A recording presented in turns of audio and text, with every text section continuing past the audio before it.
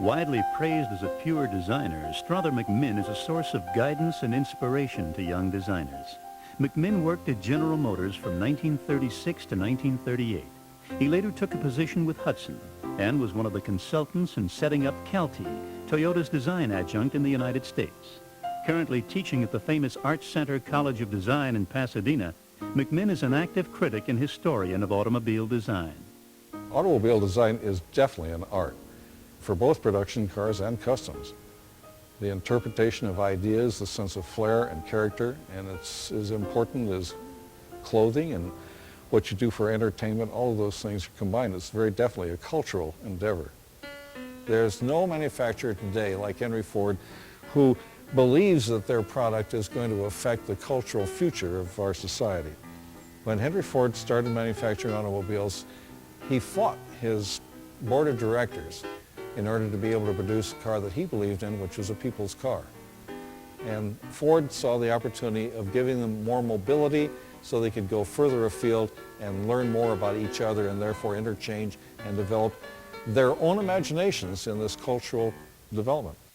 What usually stimulates a designer into activity is a scenario of action, of where the vehicle would be used and how it would be used and the kind of person that would have it. And so you're really thinking about the client as a starting point and their behavior and the grandeur of it. In the process of designing a car for a specific customer, as in custom automobiles, that's not so hard. That's where the designer can add his sense of flair and bring a character to bear on the nature of the demand, whatever the client wants. But when you're working on a production car and the boss simply says, what we want is something different, then you really do have to strain your imagination, and it is tough.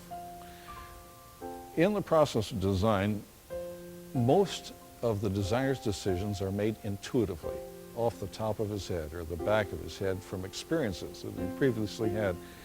The designer can continue looking at the environment and the products that we have in it and get constant inspiration from everything that you see.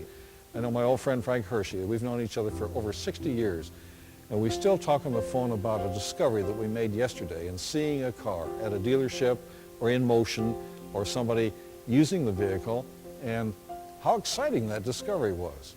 In 1948, I had the opportunity of joining Art Center's staff, and I'm still there sharing excitement and enthusiasms with young design students who you know are going to make a major contribution to this art, and just sharing it with them at the time when they can be most enthusiastic.